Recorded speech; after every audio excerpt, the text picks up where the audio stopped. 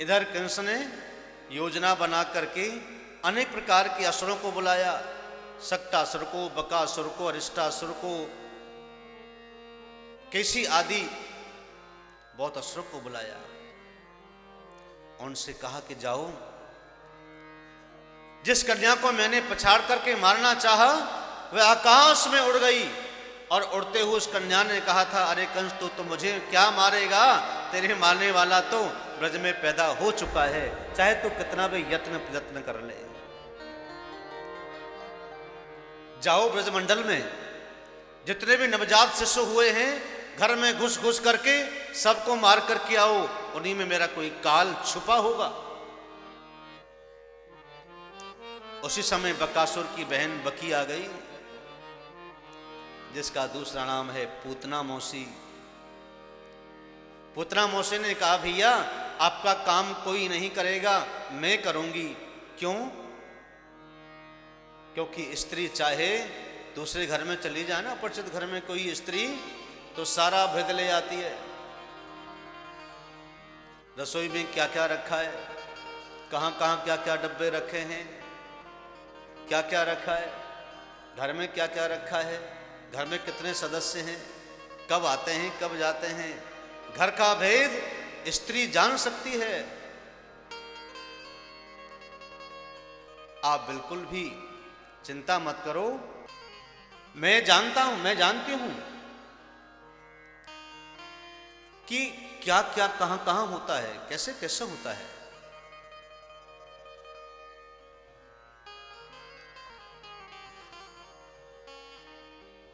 कंस ने कहा कि आप कैसे जाओगी?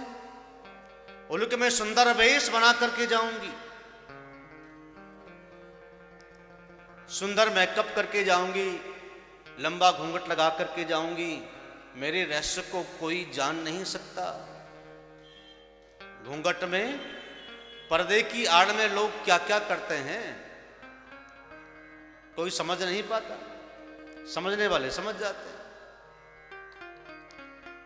घूंघट की पर्दे की आड़ में पूतना ने कहा कि मैं सब कुछ करके आऊंगी, जो आपका जो काल छुपा है ना, मैं जानती हूं वो नंद के महलों में है, मैं उस काल को परास्त करके आऊंगी।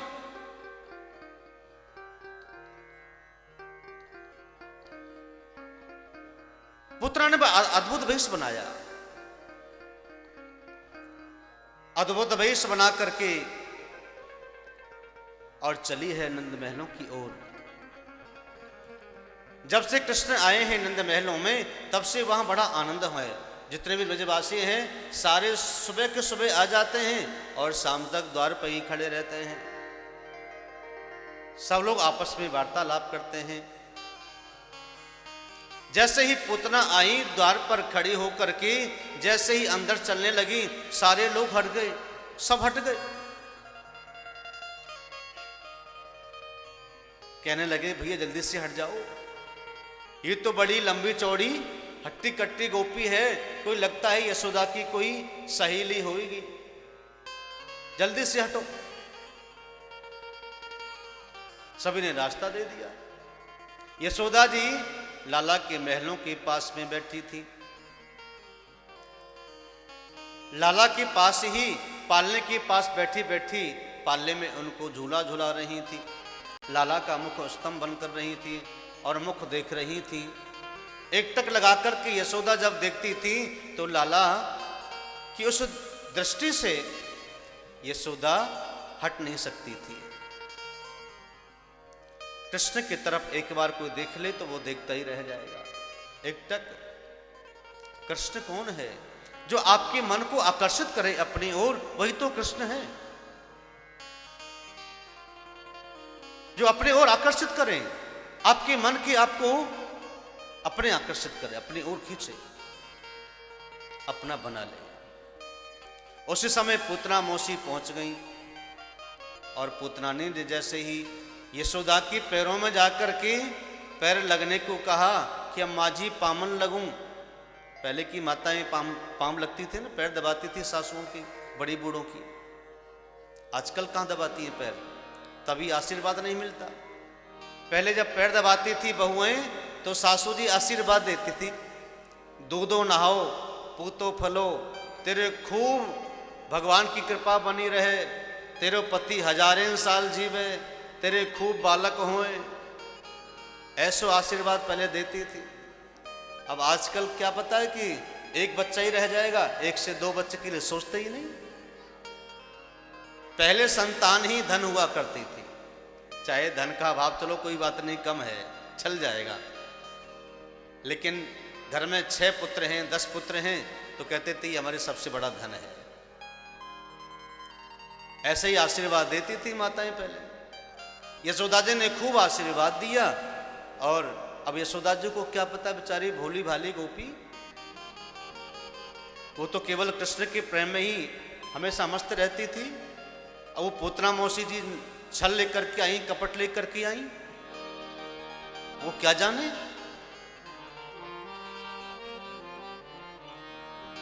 मैया ने अतिथि सत्कार किया पूतना का। अतिथि सत्कार के लिए पूतना से कहा कि तुम लाला को जरा देखो, लाला बहुत उद्दंडी है, हाथ पैर फेंकता है, जरा पालने से कहीं नीचे ना आ जाए, लुढ़क ना जाए, ध्यान रखना। मैं आपके लिए जरा दूध मलाई छाछ लस्सी लेकर के आऊं। उस समय लस्सी चलती थी, दूध चलता था, आजकल चाय चलती है। चाय के बिना जैसे स्वागत नहीं होता, वैसे ही उस जमाने में, भगवान के जमाने में दूध बहुत था।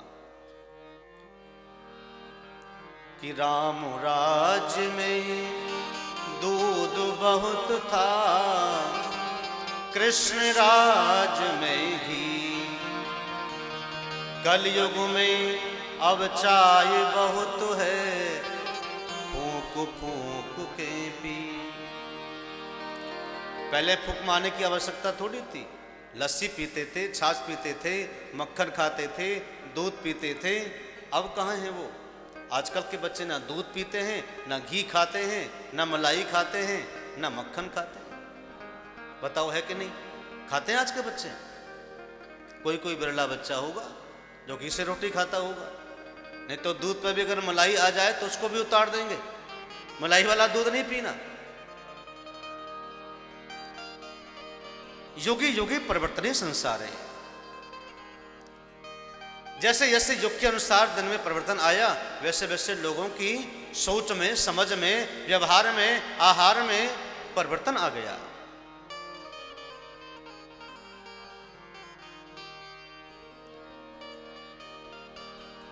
जैसे यशोदा मैया बाहर अंदर गई, क्योंकि नंद बाबा की तो 9 लाख गैया थी, बहुत माखन होता था, बहुत दूध होता था, बहुत दही होता था।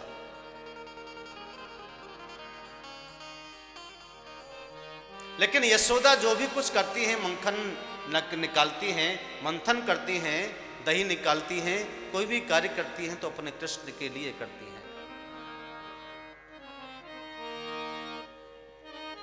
प्रेम से कहिए श्री राधे।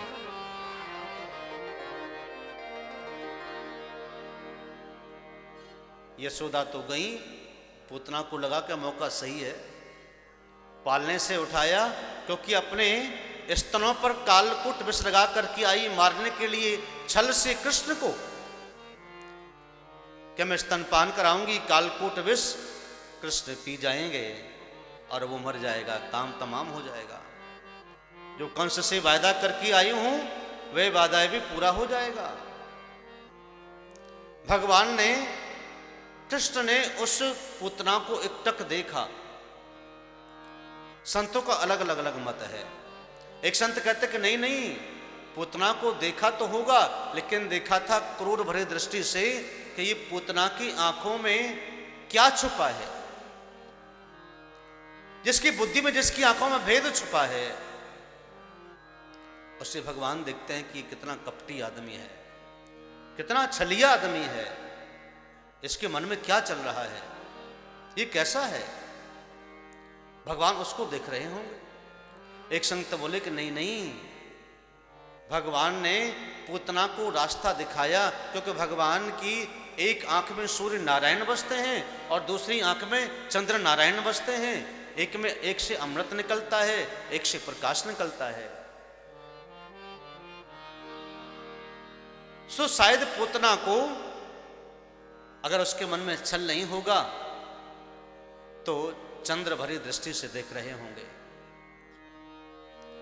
अमृत भरी दृष्टि से भगवान ने देखा होगा पूतना को। अगर मन में किसी प्रकार का कपट छल लेकर की आई होगी तो भगवान ने एक दृष्टि से, सूर्य की दृष्टि से देखा होगा, इस छल को जलाने के लिए, तपाने के लिए। वास्तविक तो संसार में छल और कपट जहां होता है, भगवान उससे कभी प्रेम नहीं करते, कभी नहीं। और आज के युग में हर व्यक्ति कोई ना कोई छल से भरा है, कपट से भरा है, दंभ से भरा है, पाखंड से भरा है, दिखावे से भरा है। भगवान को प्रिय नहीं। एक संत कहते हैं कि नहीं नहीं, भगवान तो जब पूतना को जान लिया कि ये कालकूट विष लगा करके अपने स्तरों पर मारने के लिए उद्देश्य से भगवान को आई है, तो ये भगवान श्री कृष्ण आंखें बंद करके फिर शंकर का ध्यान करने लगे हैं। बाबा से कहने लगे हैं ध्यान करके आंखें बंद करके कि देखो मैं तो आया हूं अभी नवजात, मुझे 7 ही दिन हुए हैं। अष्टमी को कृष्ण का अर्धरात्रि में जन्म हुआ और चतुर्दशी को पूतना मौसी मारने को आ गई। चतुर्दशी क्या है? चतुर्दशी है अविद्या। 5 कर्मेंद्रियां, 5 ज्ञानेंद्रियां, मन बुद्धि चित्त अहंकार, चतुर्दशी अविद्या है। जिसकी इंद्रियों में, जिसके मन में अहंकार भरा है, वहां अविद्या है। जिस व्यक्ति के मन में किसी प्रकार का किसी के प्रति प्रेम नहीं है, वहां अविद्या है।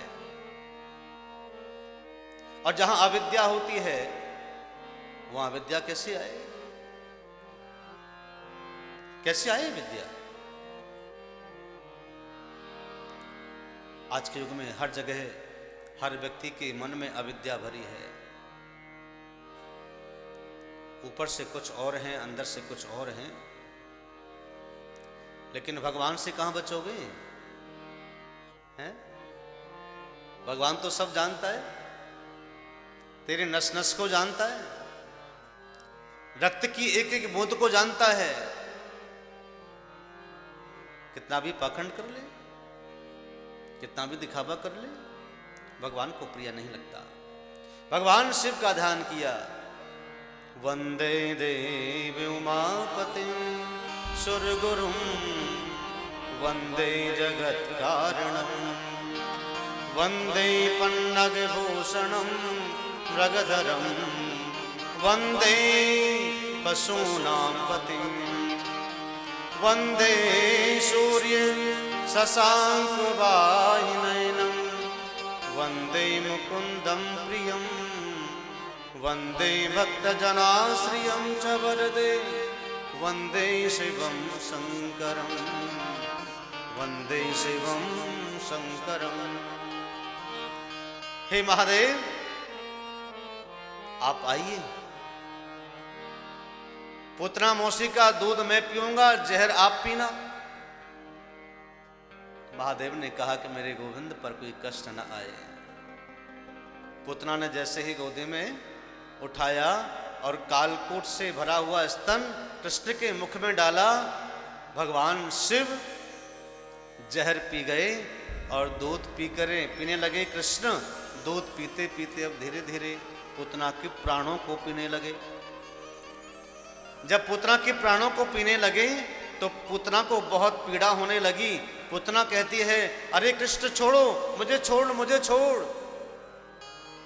तब कृष्ण कहते हैं, मौसी जी, एक बार जो मेरी शरण में आ जाता है मैं उसे फिर कदापि छोड़ता नहीं हूं। अब तो आपका काम तमाम ही करूंगा। जब ये बात सुनी पूतना ने, तो पूतना ने अपना असली स्वरूप दिखाया माया से। आसुरी रूप बना लिया, राक्षसी रूप बना लिया। और राक्षसी रूप बना करके पूतना कृष्ण को लेकर के आकाश में उड़ गई। और आकाश में जैसे ही उड़ी तो भगवान ने उसको प्राणों को तेज से पीना शुरू कर दिया और प्राण पी के उसके निष्प्राण कर दिए। बोली बाल कृष्ण लाल की। पूतना निष्प्राण हो गई और आकाश से ही नीचे पृथ्वी नंद बाबा के महलों के सामने ही गिरी। कितने वृक्ष टूट गए, कितने घर ढह गए, कितने लोग मर गए होंगे रास्ते में आते जाते।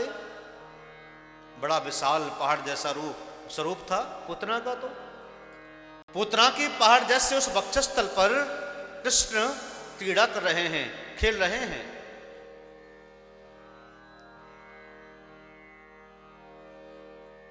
ब्रजवासियों को पता लगा कि धम्म से आवाज जो आई है ये कहां से आई है।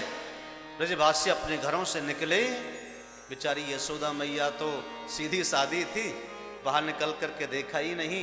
कुछ ग्वाल बाल जो बाहर खड़े थे उन्होंने जाकर के मैया यशोदा को बताया, अरे मैया मैया यशोदा, तुझे पता है तेरा लाला कहाँ है? बोले हाँ, पालने में सो रहे हो वो। बोले पालने में नहीं है, एक राक्षसी है, उस राक्षसी की वक्षस्थल पर कृष्ण खेल रहे हैं। चल कर के देखा। पुरोहितानी है उनकी पूर्णमासी आई और अन्य सखी ग्वाल बाल आए और बड़ा सा झीना लोहे का लेकर के आए और वहां लगाया सीढ़ी के ऊपर चढ़कर के बाल कृष्ण को लेकर के उतार करके आए। और पुरोहितानी मौसी, जो पुरोहितानी थी उनकी पूर्णमासी, अपने गोदी में लेकर के घर के महलों के अंदर नहीं गई, वो सीधे गौशाला में गई। गौशाला में जाकर के गायों की पूंछ से झाड़ा करने लगी हैं।